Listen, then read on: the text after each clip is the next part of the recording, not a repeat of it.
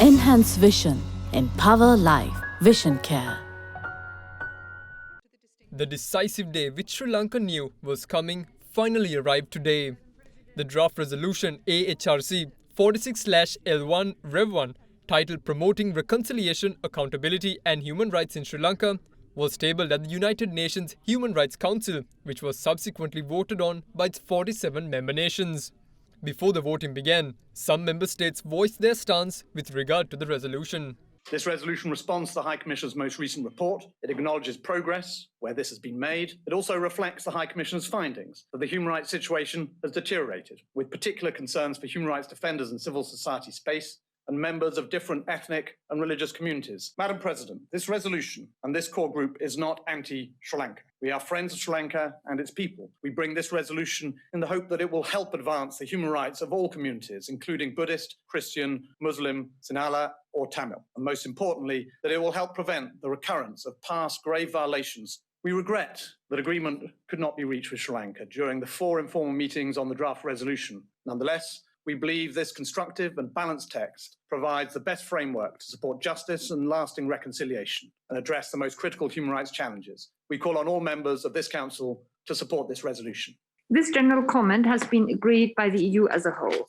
The EU regrets that the government of Sri Lanka has withdrawn its support to these resolutions. It is key that the Human Rights Council signals the international community's continued support for post-conflict reconciliation and accountability in Sri Lanka. This resolution is also important given the warning signs of a deteriorating human rights situation, including erosion of democratic checks and balances, rise of exclusionary rhetoric, intensified surveillance and intimidation of CSOs, human rights defenders and victims, as well as discrimination of persons belonging to religious and ethnic minority communities. In the meantime, a common argument levelled against the resolution by member states who were against the resolution on Sri Lanka was that the UNHRC undermines the sovereignty of other nations and that the Council is currently in violation of its own mandate. Sri Lanka considers the draft resolution to be unwarranted, unjustified, and in violation of the relevant articles of the United Nations Charter. It is based on the rejected report of the UNHRC on Sri Lanka, which was tabled at this session, and which violates the principles of sovereign equality of all states and non-interference in internal affairs. The resolution is presented without the consent of Sri Lanka as the country concerned and is therefore unhelpful and divisive. No country has a greater interest in bringing about reconciliation among its peoples than the country concerned.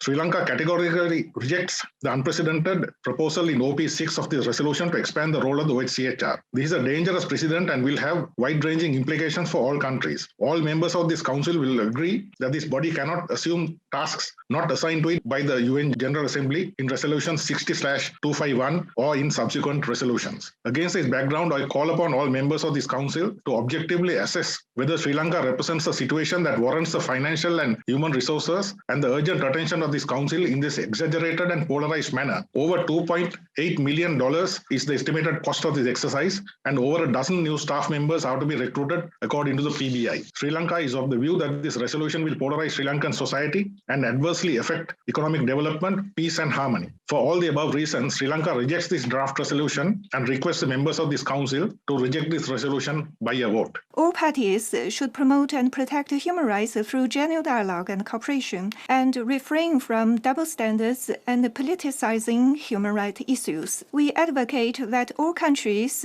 should observe the purposes and principles of the UN Charter, respect the sovereignty and independence of other countries, and abandon the practice of interfering in other countries' internal affairs, undermining other countries' sovereignty and international cooperation under the pretext of human rights. The sponsors of draft resolution L1 Rev 1 disregards the efforts and achievements by the Sri Lanka government to promote and protect human rights, ignores the wishes of the Sri Lanka people, and interferes in Sri Lanka's internal affairs under the guise of human rights, and disrupts the excellent situation of Sri Lanka's development and stability. It's a typical example of politicizing human rights. The HRC should not facilitate this dangerous trend to safeguard the purposes and principles of the UN Charter and principles established in GA Resolution 60/251. China requests a vote on draft resolution L1 Rev 1 and will vote against it. The Sri Lankan delegation made proposals to align the draft text with its national action plans on reconciliation and accountability, including through empowerment of Commission of Inquiry as well as offices on missing persons and reparations. We regret rejection of these proposals. During the course of informal consultations, Sri Lanka and a number of other delegations had explained that operative paras 5 and 6 of the draft text lacked balance, proportionality and inconsistency. For example, preambular paras 4 and 11 of the text reaffirm the sovereignty of Sri Lanka and welcome its continued engagement with the UN and its human rights mechanisms. However, these provisions are at complete variance with the legally untenable external accountability mechanism. We note that such provisions are neither grounded in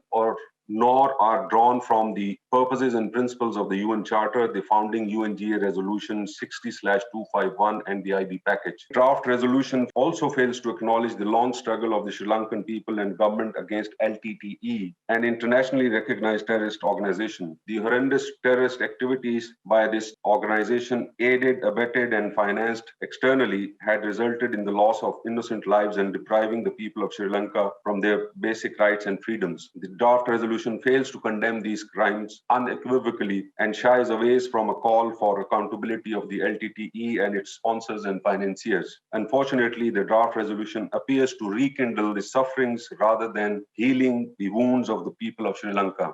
Instead of trying to support the country's delegation and encourage it to engage in dialogue, the sponsors of the draft resolution have preferred to continue using a former practice of making allegations against it. This draft resolution does not reflect balance or objectivity. Leading up to the vote, all eyes were on India to see which way it would vote. Both the government and Sri Lanka's detractors were pinning hopes on the superpower for different reasons. In its pre-vote address, the Indian delegate failed to show any backing to the island.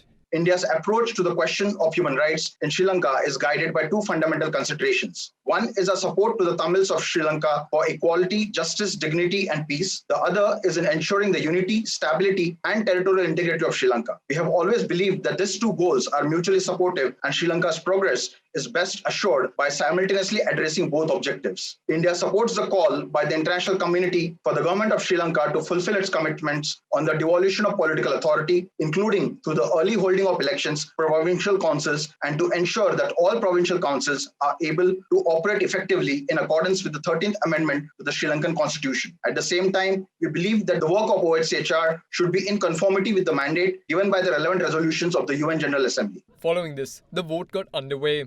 11 countries voted against the resolution, but 22 voted in favor. China, Bangladesh, Pakistan, Russia, Cuba, Bolivia, Venezuela, Eritrea, Philippines, Somalia, and Uzbekistan voted against the resolution.